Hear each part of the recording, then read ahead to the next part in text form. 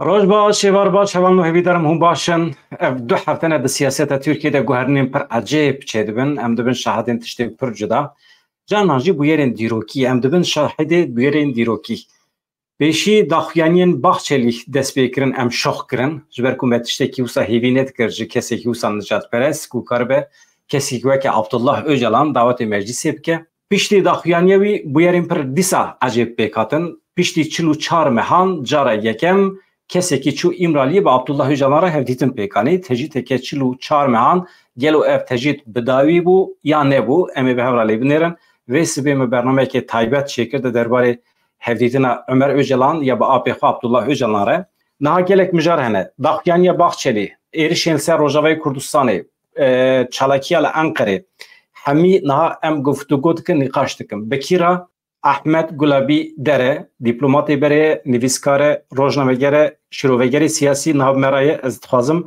van hemî mijarê ku niha di rojeva me de ye û herkes ketiye nava meseleyê nikare ji nav derkeve tevliheviyekê mezin heye mesele ber bi kuderê ve diçibe kesekî pir zêde nikare texmîn bike Ahmed Gulabî dere merheba bi xêratî Merhaba roj baş hêvîdarim tu başî başım spas dikim idare dike gelek baş kêfxweş bûm rûpela te jî heye Arwar TV dem bi dem ez kevimê şîrovê te gudar dikim şîroveyên balkêşin jî bi vê wesilê ez pêşniyaz dikim hevan Arwar TV kesên imkanî wî yani ne ku kesî imkanî wê hebin ez pêşniyaz dikim hûn biçin ser vê rûpelê bibin abone û şîroveyên Ahmed Gulabî dere bişopînin pir kêfxweş dibim heftê carekî cana du hefta carek çê dikim yani kîjan vîdeo rastê we hatibin şîroveyên balkêşin ji ber ku Ahmed Gulabî dere di dema xwe de dîplomasî kiriye dîplomatekî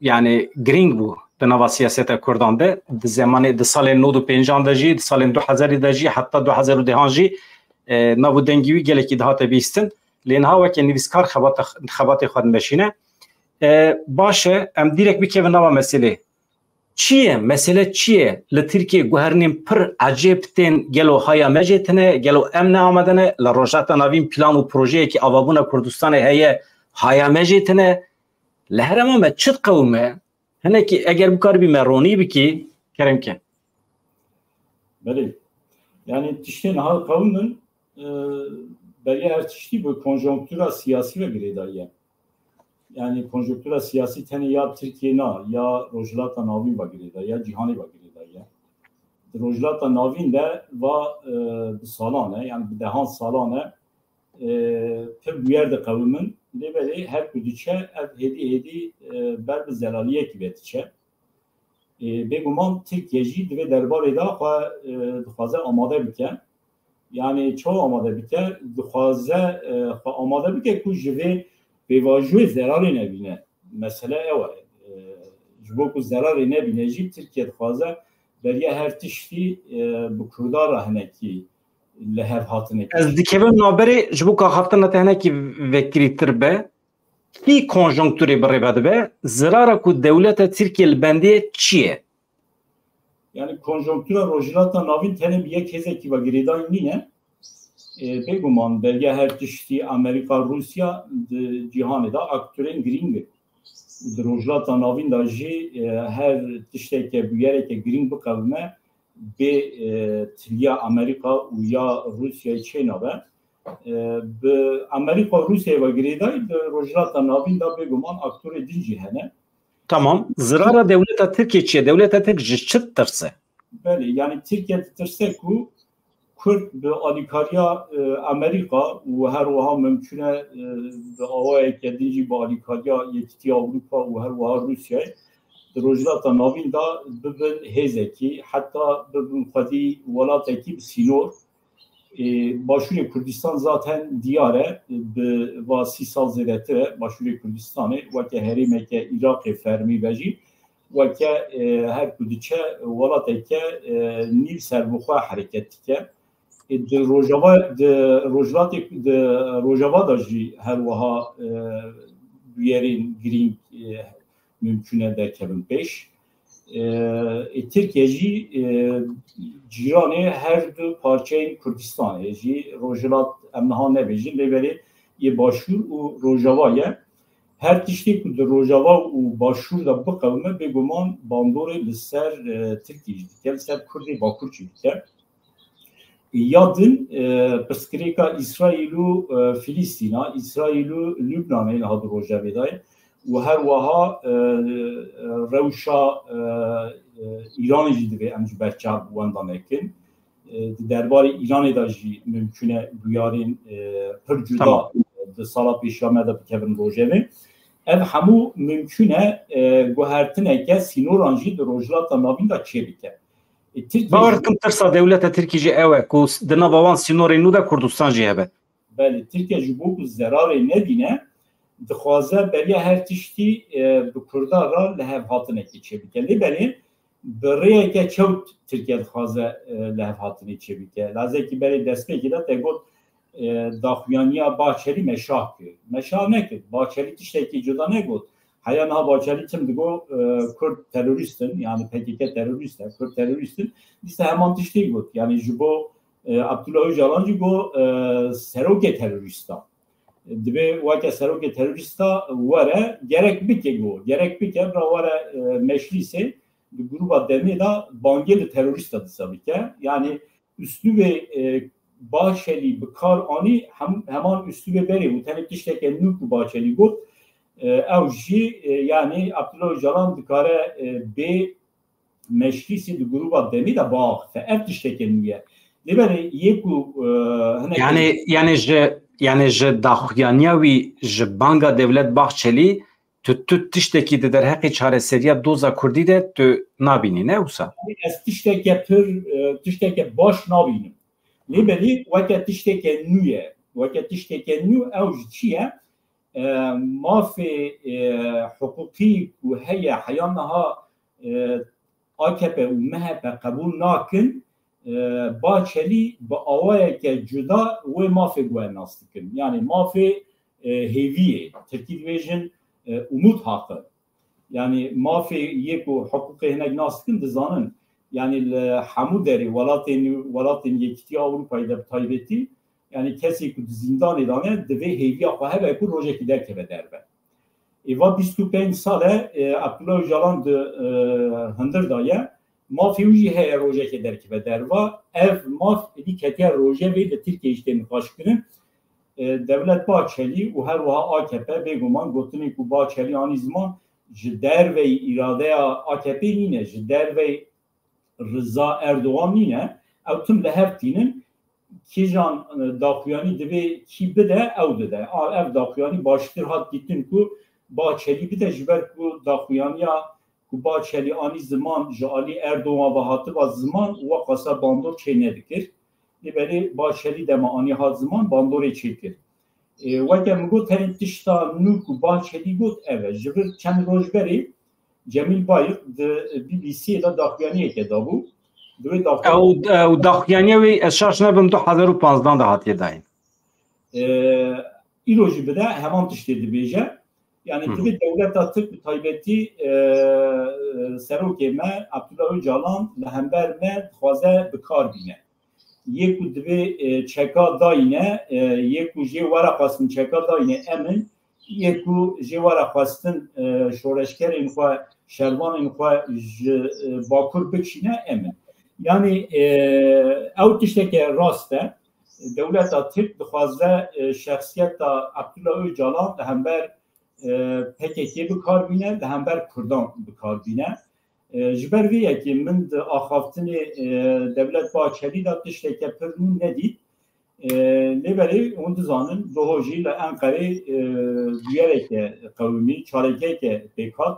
Alaka vê çalakî bi daxuyaniya Dewlet Bahçelî heye tune ji ber ku spor dibêjin ji bo mirov çalakiyekî wisa bi bandor hazir bike pêdivî bi mek du mehan heye û yani wisa mirov aynê rojê nikare biryar bide ez biçim çalakî li Enqerê pêk bînim. Amêdekariyekî du sê mehberî heye kirin ya hazirî hebûne lê berê ew çalakî dikare û pêk nehatiba. Dikare hefteyeke şûn de pêk bihata, meheke şûn de pêk bihata. Lê berê bi taybetî hema rojek piştî daxuyaniya Bahçeli ev çalekî dema çêbû sedî sed bi daxuyaniya Bahçeli ve girêda ye. هی ندیاره هی PKK نگوتیه ما و چالکی کریه لیبری دولت اتک سری داجی من بخواجی توییتری دا مساج وشان yani devlet atıp çelike bırakı ke yani çelbe bırakı ve çareki ve bir ke mali PKK he PKK ve ke mugut aşkere ne gut yemektiye ve böyle hem işaret hem ekun mümkün ev PKK ki ve direkt greday ne beji pevengi PKK ve mümkün hemen bu devlet atıp bu şey ve bence ta ve çalaki Rojava Kurdistan'ı te bombekirin. Böyle yani tenil Rojava Kurdistan'ı bombebaran çenabın başlı Kurdistan'ı evde mekke leheri mazapi bombebaran çedme bu her vaha şereki nabera hezin PKK devlet atıp dahiye Rojava Kurdistan'ı devlet atıp zaten katı rojek nesekiniye tamam liberi rayedari devlet atıp taybeti dixwazın ve çaleki PKK va gerebidin u ba awaya ke çava PKK va gerebidin yani dibejin PKK وکه ماشه که اروپا یا وکه ماشه که امریکا یا من داخلی دا اندخوازن به کردار را به تایبتی به عبدالله اوجالان را لحفاتنه که چه بکن لیبره امریکا و یکیتی اروپا و هنه که هزه دن یه جهان یه تاری کتن دوره به PKK چالکه که اولو دان چکن یعنی دخوازن دیار بکن بیجن PKK وکه ماشه که امریکا و یکیتی اروپا یا لیبره از کسی که PKK başnas dikim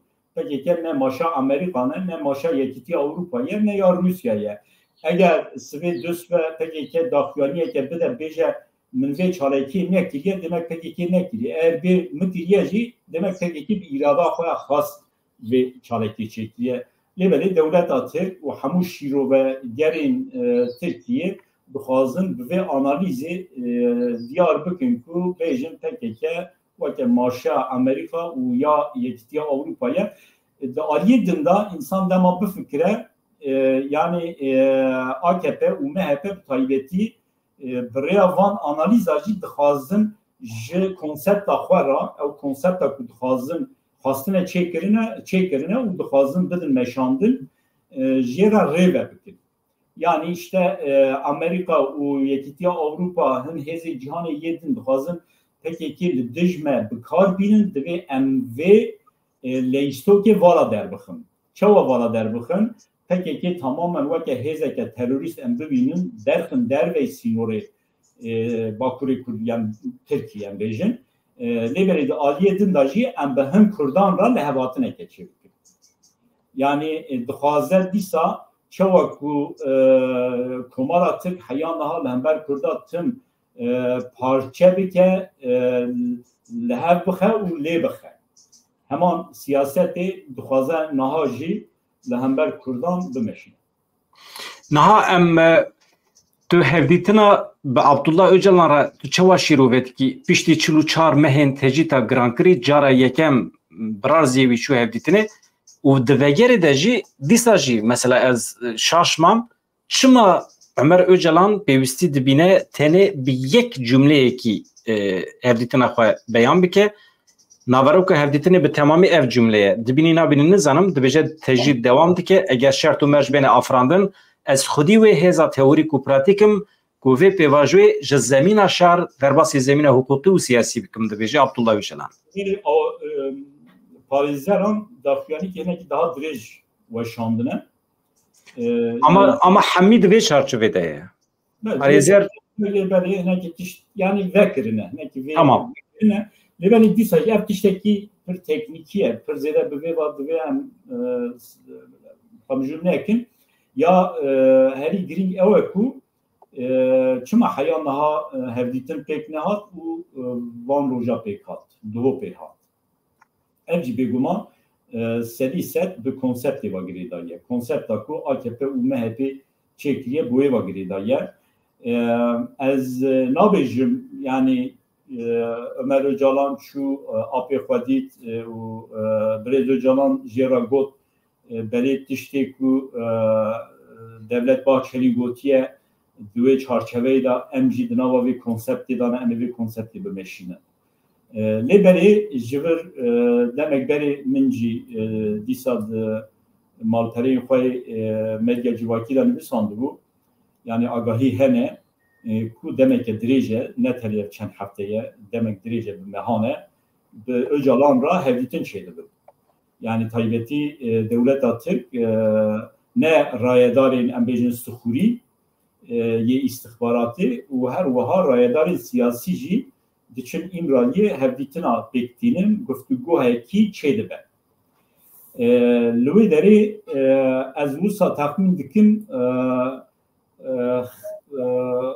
yani xeteke hatiye ditin ev daxuyaniya Bahçeli'da dixwazin berê vê xetê li gor berjewendiyê xwe çêbikin.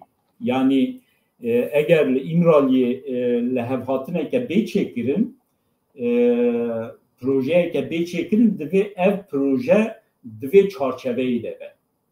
Yani AKP û MHP dixwazin ew guftûgoyê ku heriyan niha li İmralı'yê pêk dînin li gorî berjewendiyê xwe bikin çarçeveyeke konsepta xwe bi öcalan jî bidin qebûlkirin. Ama gelo yek tiştekli dedik. Gelo devleta Türk bi tena serê xwe ya vê konseptê birêve dibe yan zexta Amerîkayê û Ewropayê heye li serê? Na yani meşandina vê konseptê eğer em bêjin bi Amerîka û bi Ewropayê ve girêdayê wê demê dibe berrivacî daxuyanî ku devleta Türk niha dizin derbarê vê çalekiya li Enqerê hate dayîn de. Yani eğer Amerika û Yekîtiya Avrupa weke parçeyên vê konseptê bin wê demê çima dibêjin Amerika û Avrupa hêzên tarî PKK bi kar tînin û bi PKK vê çalekiyê dan çêkirin. Wê demê berwacî hevdê. Ez bawer nakim Amerika û Yekîtiya Avrupa di nava wê konseptê de bin. Dewleta Türk AKP û MHP bi taybetî bi xwe vê konseptê dixwazin bidin meşandin lêberê çawa ku Cemil Bayek gotu bû dixwazin birêz Öcalan di konsepta xwe da weke haceteke bikar bînin. PKK ez bawer nakim yani bibe parçeyeke biçûk jî yê vê konseptê.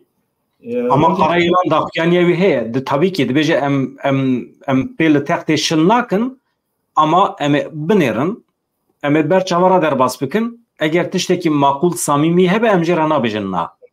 Ji ber vê yekê jî ez dibêjim yani înşallah ev çalekiya ku li Enqerê çêbû ji alî PKK ve pêk nehatiye û PKK bêje me vê çalekî nekiriye ev çalekî bi me ve girêdayî ne eleqa me pêva nîne û çend rojan çend hefteyan çend mehan pêwîst be PKK li bendê ve ku çi derdikeve holê ji ber ku tiştek derneketiye holê Devlet Bahçeli li gor berjewendiyên xwe bi taybetî diaxife Erdoğan hê neaxife em nizan Erdoğan wê çi bêje em nizanin Öcalan wê çi bêje PKK divê li bendê ve ku Öcalan bi rastî çi dibêje piştre helwesta xwe diyar bike û PKK xwedî zanebûneke wîsayê ku li bendê be jî ji ber vê yekê jî ez dibêjim înşallah ev çalekiya ku li Enqerê pêk hatiye ji alî PKK ve çê nebibe. Lêberê ji alî PKK ve çê bibe ji dîsa vê sibê min nivîsî ez weke çalekiyeke navendî li gorî biryareke navendiya PKK pêk hatiye nabînim. Yani PKK hêzeke wilo jî nîne ku di demeke wilo da çalekiyeke bike mümkün e çalekiyeke eğer PKK ve girêdayî be jî ne çalekiyeke di biryara merkezî ya PKK pêk hatine. Niha ev êrişên li ser Rojavayê Kurdistanê merû çewat kare tedbîr bigire. Na her cara ku li Tirkiye çalakî pêk tê beriya niha jî li Enqerê li Mêrsînê çalakî pêk hatibûn qurbaniyê vê meselê her carî dibin xelkê Rojavayê Kurdistanê. Çawa tedbîr dikare were girtin? Merû bi Amerîkiyan re bi hêzên hevpeymanî û Ewropî di nav dane merû çawa dikare li hev bike bi wan re bi Rûsan re? Yani ji bo ku ew seha hewayî ya Rojavayê Kurdistanê bi temamî were girtin? Destê dewleta Tirk da bi taybetî du hacet heye tê bikaranîn. Yek Abdullah Öcalan e du Rojavayê. Yani devleta Tirk eğer xwe ji Rojava biçîne لهمبر روجاوا وی هروستا خوا دشمنتی بر بده و دمی او حاجت دست درد کبر جبر وی اکیج دولت ترک ولو زو دست خواج روجاوا ناکشینه یادن د روجاوا دا لهو هاتنه کی یان جنبیجن سوریه دا لهو هاتنه کی نابرا کردا و شامی دا چه به او سری ست باندوره سر باکوری کردستانی چیدکن سر ترکیه چیدکن جبر وی اکیج دولت ترک حیا کو بکاربه و افرینی در نکبه حیا کو بکاربه و لهمبر هزن روجاوا بدن نسکنه حیا کو بکاربه و دری بمبارانی چه بیکه لوره از بخواه هیوی ناکن که دولت ترک زو خواج روجاوا بکشینه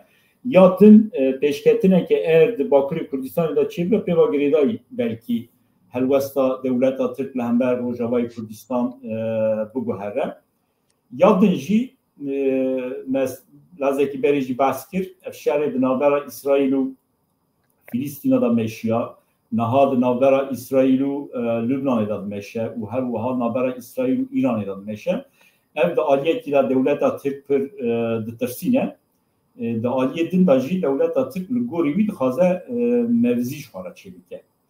Rojavayê Kurdistan ji bo devleta Türk duê aliyê da ji xwedî giringiyeke mezin e. Li Başûrê Kurdistanê çawa ku devleta Türk dikare li Rojavayê Kurdistanê bike heman tiştî li Başûr nikare bike. Rojava ji bo devleta Türk niha weke sahayeke vekîl ye. شام جی سر روجاوای کردستان خودی تو اوکی مینه باندورکی مینه لوما دولت ترک تایبتی دربار روجاوای کردستان دا کرنا سکنه حیا کو بکاربه وی بکارتینه تکیلیات نوبرا یپی و هزن روجاوا و پکیکی دجی zaten herkes dizane aşkereye darbe heykel PKK bir kere bandur akvar Rojava çetken darbe heykel Rojava bir kere bandur akvar ser PKK çetken jiber bir heykelci devlet atın zaten eşkereci diyece Rojava ve ki mevzi heykel PKK dibe emoy mevzi PKK ra nehelin tenbikin devraji ev bombabaran lehember Rojava Kürdistan'ı çedibe yani melul dibe ve ki bombabarana hezeke düşmün lehember düşmünü de çekirim bebinin hem derdor Kürtçi per normal hem dibêjin çi alaka Rojava bi Tirkiye heye böyle dagi siyasi da merû dikaroğlu fikrim yani devlet atır Rojava Kürdistanê ji PKK cudatır nabîne Rojava Kürdistanê em bêjin ji Şirnexê ji Cudî ji Gabar cudatır nabîne çawa zapê bombebaranê çêdike çawa Cudî çêdike Gabar çêdike û hevwa Rojava Kürdistanê jî çêdike ji bo wî ew weke hêzeke düşmün e hember düşmün jî çi dibe dike niha yek ji projeyên ku Kurdan dixin nava heyecanê ew e dibêjin di encama vî şerê sêmîn ê cîhanê de coğrafya herêmê diguhere demografiya herêmê diguhere xetên nava dewletan sînor diguherin û belkî jî tiştekî para Kurda keve yani peymanê nû ê navnetewî weke Sevrê weke Lozanê wê werin îmzêkirin û Kurd jî wê bibin xwedî parekî yek ji tiştê ku Kurdan dixin nava heyecanê ev e ama tiştek ku dewleta Tirkiye dixin nava panîkê jî dîsa ev proje ye heqeten qasî ku tu dibînî çavderî dikî projeyekî wisa heye li ser masa Amerîkiyan yan jî ew hêzên navnetewî ku dixwazin dîzayneke nû bidin rojata navîn yani peymaneke weke Lozanê gelo carîn çêve ve çêne ve pir zehmet e yani şert û mercên rewşa siyasî konjonktûra cîhanê ji tişteke wir ra niha derî ve nekiriye wisa zû jî ve nabe heta ez dibêjim ne mümkün e jî ve bibe lêbelê di rojhilata navîn da sînorê welatan dewletan ji nû ve neyê çêkirin jî duan nava wan sînoran da guhertin çêdibe zaten çêbûye jî yani ji vir em bêjin 30 sal berê di nava sînorê Iraqê da herêmeke Kurdistanê tune bû ji vir 15 sal berê di nava sînorê Sûriyê da herêmeke وەکە هەرێما ڕۆژاوا tune bû. Ev herîm her ku diçin daha baştirîn qeder dixin meydanê ji wan re sînorên fermî çê nebin jî sînorên de facto çê dibin. Yani êdî dema Başûrê Kurdistanê tê gotin ji vir heftek berê hilbijartin jî lê çêbûn. Herkes weke parçeyeke Kurdistanê dibîne. Lêberê ji vir 40 sal berî tiştekê wilo tune bû. Heta 30 sal berî tiştekê wilo tune bû. Li Rojavayê Kurdistanê jî dîsa kî behsa Rojava dike weke parçeyeke Kurdistanê dibîne. Tiştê ku dewleta Tirk dixe nava tirtê jî ew e ku li Bakurê Kurdistanê jî weke herêmeke Başûrê Kurdistanê çêbibe. Parlamentoyeke Kurdan wê derê çêbibin. û her sê xalên destpêkê yê destûra bingehîn ya Komara Tirk bêguhertin. Yê ku AKP û MHP ditirsîne ev e tiştê ku divê hêvî bide Kurda jî ez dibêjim divê ew be. Yani em Kurdên ku baqil bifikirin divê tiştekî xeyalî bi tiştekî xeyalî dilê xwe xweş nekin. Dedemekî kin de ku bêjin Kurdistaneke çawa ku ji vir 40 sal berê me digo Kurdistaneke serbixwe û azad demokratîk çêbibe ew ne mümkün e.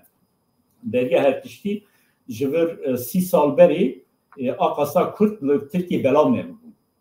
Yani mesela 30 sal berê 1985 nodî da 95 heya 2000 dîsa mera behsa Kurdistaneke serbixwe û azad bikira mümkün bû ji ber ku rewşineke duê çarçovê da bû. Lêberê ev 30 salê dawî yani ji 95 vir ve me dikarin bêjin nîzîkê 10 milyon Kurd ji Kurdistanê çûne Tirkiye. Tu çawa wan Kurda car ji Tirkiye ber û Kurdistanê bibî? Dîsa ji Tirkiye ber û Kurdistanê çûyîn hatin çêbûye. Ji Kurdistanê ber û Ewropa hatin çêbûye. Ji ber vê yekê me nikarin êdî Kurdan ji Tirkiye biqetînin Kurd ji Iraqê dikarin biqetin. Mesela biçî Bexdayê li Bexdayê we qasa Kurd jiyan nakin. Biçî Şamê li Şamê we qasa Kurd jiyan nakin.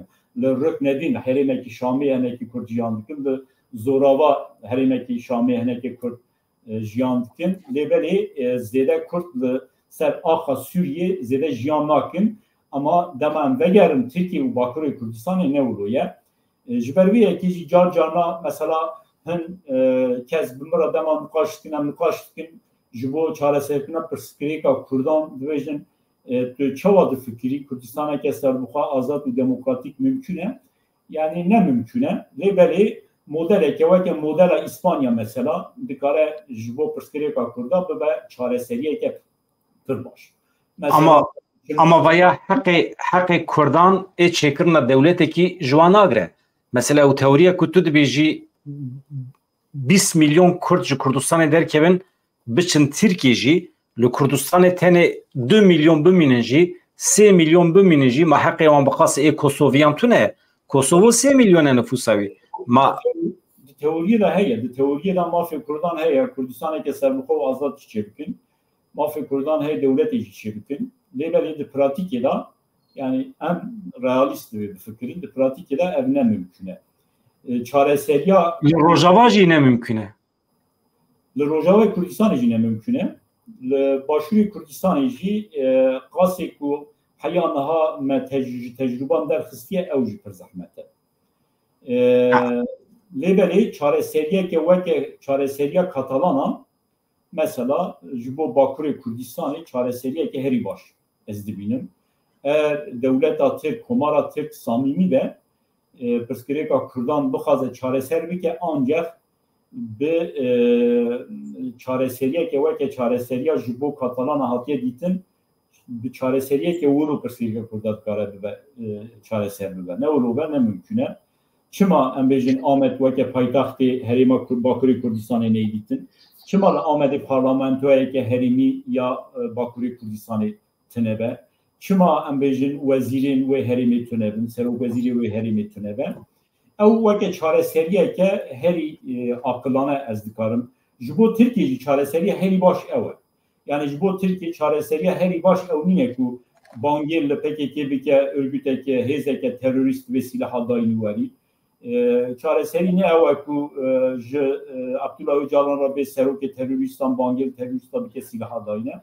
Çareserî ew e ku bêje Kurd weke hêzeke girîngê Komara Tirkiye ne لسر آخا خجیان دکن او آخ به وکه آخا کردان به ناس کرن و کرد بخواجی لسر و آخه ببن خودی دزگهین هریمی کو بکاربن خود ریوه دبن که اکو کاتالان یا خود ریوه دبن کرد جی دکارن لباکور کردستان بخواه خود ریوه دبن او چاره سریه که جمانتق ندوره چاره سریه هری راست چی از بید بینم من بخواهی جی 20 سال بری جی 15 سال بری جی من گفت چاره سری آنجا به کردستان که سر بخواه آزاد و دموکراتیک کاری چیده لی بری راستی به مدى نشاندان کو تشتکی ولو نه ممکنه yani tünel bende sibê dusbe ev hêzên cîhanî statûya Rojavayê Kurdistanê nas bikin.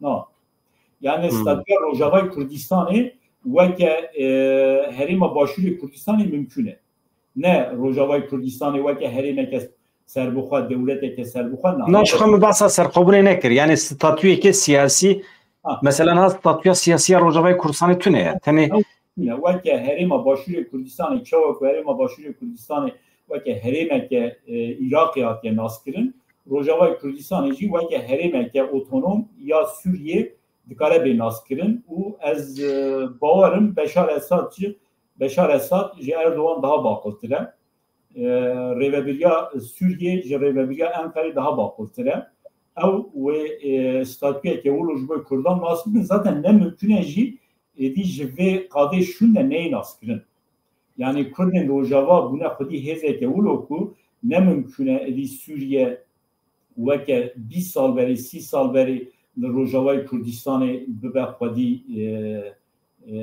bandor Sûriye bixwe jî û ez bawer dikim Rûsye jî êdî îqna bûye ku divê Rojavayê Kurdistanê weke herêmeke otonom bê naskirin astengiya herî girîng aniha li pêşiya naskirina statûya Rojavayê Kurdistanê Tirkiye ama dîsa jî xeyalê me neşkîne xewnê me neşkîne qene bila qen serê me de di xewnê me de Kurdistanekî serbixwe azad bila hebe mesela heqê me jî tune em xewn û xeyalên bi milyonan însanî ew xewnên Kurdistana serbixwe azad em hinek pir zirar nedin wan xeyalan xweş dibe yani xeyalê me re divê hebe lê belê xeyal e navê xwe li ser e xeyal xeyalê me tu weke çavdêr caliyê siyasî ve şîrovetkî ama carnan rastî bi êş e rastî mirovan carnan değişîne jan dide baş e ez gelek spas dikim ji bo tevlîbûna te wekî din tiştê ku min nepirsîbe yan tiştê ku tu dixwazî bibêjî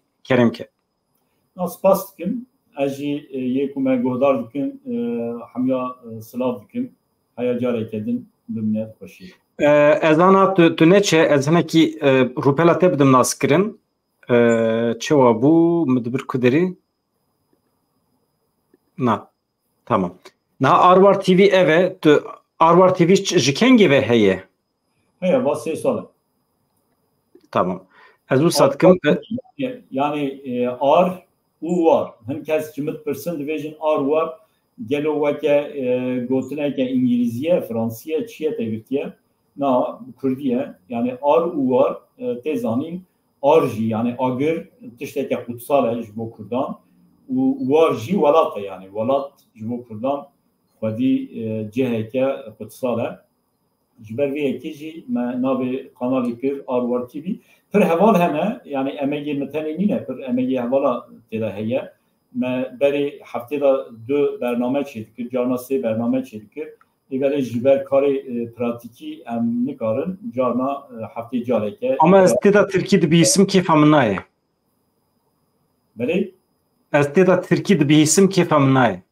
berê yani pir kes ji min re dibêjin tu Kurdiye tu Kurdî baş diaxivî çima Tirkî diaxivî derbarê nivîsê min de jî hin kes wilo dibêjin lê berê ev rastiyeke me ye mixabin dema em bi tenê bi Kurdî biaxivin hema ji sedî pêncî Kurdên Bakurê Kurdistanê nikarin me baş fêm bikin heta sedî sî wî qet fêm nakin sedî pêncî me nikarin bêjin baş fêm nakin ji bo ku hemû Kurd fêm bikin dibe em him bi Kurdî hin jî bi Tirkî biaxivin ev mixabin rastiyeke me gelê Kurd e heta sedî deh jî belkî dibe em bi Erebî yani ez pir wisa nafikirim ji ber ku pir kanal bi hezaran kanalên Tirkî hene ku Kurdê me Bakurê ê kurmancî nizam dikarin xwe bigîrin wan kanalan ama kanalên tamamen kurmancî kêm em dixwazin mesela ême ew girsiya ku em xîtabê wan dikin berfirehtir e.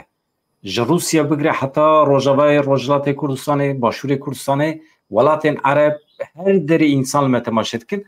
Ez dibêjim qey merû ez di wê qenaetê de me merû sedî sed kurmancî çêke yan jî Kurdî feq nake baştir e ama dîsa jî li ser rewşa we maye çawa bixwazin. Dibêjim bijî ji wan kesên ku tenê bi Kurdî diaxivin, tenê bi Kurdî dinivîsînin, bername xwe bi Kurdî çê dikin, bijî ji wan re lêberê yani ez li gorî rastiyê hinekî diçim. Tabii ki ev neşopiyatê siyasî heye, tu ji siyasetê jî tê, tu ji diplomasiyê tê, belkî zimanê tê Tirkî heye, rûniştiye, zimanê tê siyasiyê Tirkî, tu xwe rehet hîs dikî ama ez kurmancî tercih dikim. Rast e, ya din jî em bêjin hevalên ku em bi hev re bername çê dikin, nava wan de hevalê Tirk heneqe Kurdî nizanin, hin heval jî hene Kirkî diaxivin, mesela Murat Akbulutayê li Moldovya ew jî Kurdê me Kirkî diaxive, yani bi gotinekî de dibêjin ya Zazakî, ew jî kurmancî em nikare biaxive. Ji ber vê yekê em Tirkî çê dikin, lêberê dîsa ez dibêjim bijî ji wan kesên ku hemû karê xwe bi Kurdî çê dikin.